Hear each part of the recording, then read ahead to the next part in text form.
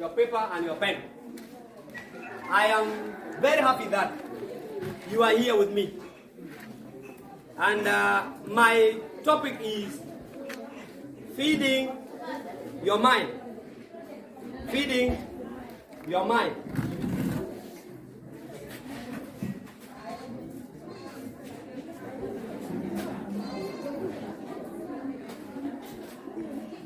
Be ready, please. I am talking to you. As I continue, I want you to be writing. And if you don't have a pen, you don't have a paper, be very attentive to record them in your mind. Sorry, everyone will come later and introduce as they will continue. Your teachers will come. Maybe you don't know some of them, but as they come for presentation, they will have time to introduce themselves. Sorry, I have right because of time. And everyone will come and introduce. Now, feeding your mind. Point number one that you need to consider. Mind are the right things to be fed, not the stomach. I repeat this. Mind, your mind, is the first thing. A first thing that you have, that you must feed, not the stomach. And I want you to mark to understand this as I explained it. That our greatest problem today is having a stomach that is fed with a mind that is hungry. I repeat this. The biggest problem in our land, South Sudan, is when you see people having that mind that is very hungry. Nothing is there in the mind, but the stomach is well fed. You see that people are very fat inside or outside here. You see them, they are having that big stomach and having a mind that seems to be big outside, but inside there is nothing. That means if we run after food that we eat, and we run away from the studies that will go to our mind, we are killing ourselves. We are not developing us. We are not developing ourselves. What is this now as you go home? My thing that I tell you to go and apply is this. If you are a student here today, you need to know that the first thing that you should have to take in is not food, is the studies, is the mind. Because the mind that is fed today will feed you many years. If your mind is full, if you know that your mind is full, your mind is full, your mind is full, excellent. Is having that an equipment that you have given, is having nutrients, is having information, is having that wisdom, then that mind will feed your stomach for many years. But if it is a stomach that is fed, I tell you, it will destroy your mind. I ask yourself now that, as I am the student, and I am about to be a person tomorrow, what is that in my mind that I give, that I stored in my mind to be the one helping me so that I can be a person tomorrow? Mind, if it is not fed, it will not just grow. If you don't give food to your mind, there is nothing that will just come like that to make your mind to be great. So this is the first point that must go home with you. You must feed your mind. You must feed your mind. I will tell you how you feed your mind. I know many of us here, if you go home or you are coming from school, you automatically have that heart that when I reach home, I'll find something prepared for me. If you come just reaching home, automatically you will know that as you sit down, your mother, your sister will bring for you food for you to eat. That is not bad. But if the food is not there, you always ask that, is there something to be eaten? Not only that, if you are going to school, it is a must for you to know that there is money that will be given to you for break. That is automatically something that you know. But those things should not be number one that can take our whole mind. Because if you cry and you be angry with people that you are not given money, you are not given food, then the first thing that you must be angry with is yourself. If you don't sit down and read and study so that you can feed your mind. If you are angry always with people that has not fed your stomach, be angry with yourself if you don't feed your mind. Take these two. The stomach is fed by those people that are responsible for you. They are not going to read for you. They are not going to study for you. No. They can give you food. They can give you drink.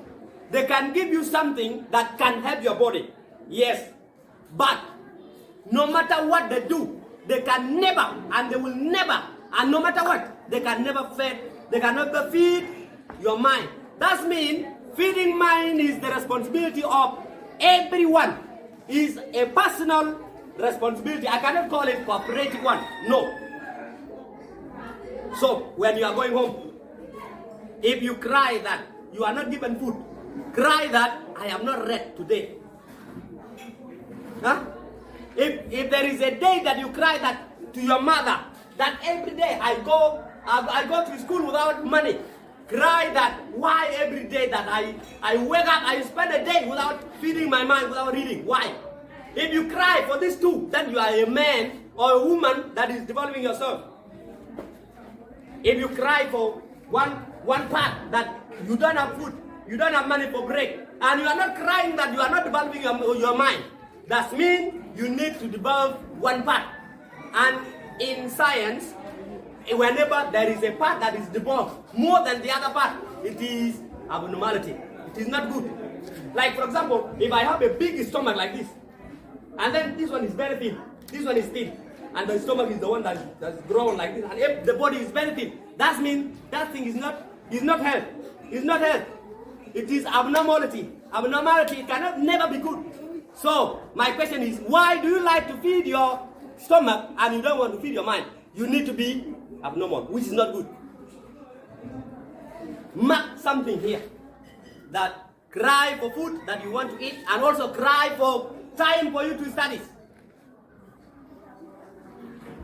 I told you before, the mind that is fed today is the mind that will feed your stomach tomorrow.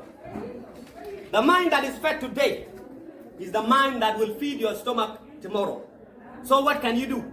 Don't run first, because the first priority is the mind. That's why when a child is growing, he's taken to school, taking long time there, so that when the mind is full, then tomorrow, whatever that he has not eaten many years, he will eat because of the knowledge that he or she may have. So my question is, why do students like food and they don't like reading, studies? Why do they like to eat and they don't want to study? Why? I am not insulting, but I am encouraging that if you like these two together, then you are growing well. If you like one, you are not liking the other, then that might be something that is different. Mark this. You are a wise person. You are a wise person. If you run after something that is going to your mind, than running after something that's going to your stomach. I repeat it. You are a wise person if you run after something that is going to your mind than running after something that is going to your stomach.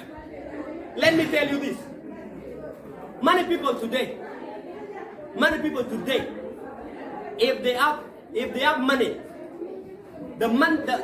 most of the things that they buy are the things that they can put on so that they can be beautiful, the things that they can use the hair to be beautified, the things that they can put on, or the things that they can eat. And they forget that mind is there looking for something and they are not giving to them. I have one of friends that I was introduced to, and I met him in a person, and that person inspired me. And when he was here in the town, it was just a person that cannot read. But thank God for Ustaz. He inspired him, he talked to him about reading, his studies, until when that hunger came upon him, he was consumed by the hunger of his studies.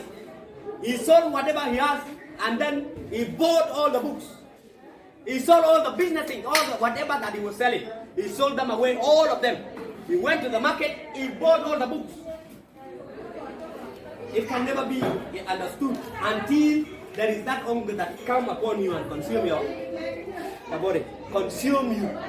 You can never understand it. How can I sell away my business and then I use money to buy the books for me to read? That thing no one can understand it, but he knows why. Because he was running after one thing that he told us, and he repeated to me is that what I don't like and what I will never do it again is for my mind to be hungry, and then I am satisfied. He told me like that when I went to Nairobi. I met him in a person, and that person inspired me. There is nowhere you can sell your things and then you buy the books. It can never be. But he told me that what I'm doing now, many years to come, it will be seen by nations, not nations. What am I trying to tell you? If you run after what is going to your mind, that is wisdom. Then to be running after what you want to take as food. I repeat this. Please, as my sisters, as my brothers, we need to reduce this. Most of the things that we are running after today are not the things that are helping us. It is one thing that I heard from Oyedefo that, it is something that makes me shocked. That ladies today, they are using makeup that will not make them. So today, everyone is having makeup at home. If you don't have for makeup, it will be a problem. But those makeup cannot make you. It is a study that will make you. He also said that people from Nigeria, they buy Brazilian hair, they put on Nigerian heads, and it is a empty head. That means a South Sudanese lady with the head of South Sudanese that will buy Nigerian hair, and then you put it there, and it can be good if the head is having something, but putting it on empty head is the bad thing that you do. Putting that beautiful one, everyone will see that this is beautiful, but inside there is very, very empty. That thing is the bad thing that you don't need to do. So that is why we have come here today, so that you will, if you think like you want to buy something, yes, buy it. But remember that there is something calling you to buy something for it, and that is your mind. Buy something that you will sit and then you study.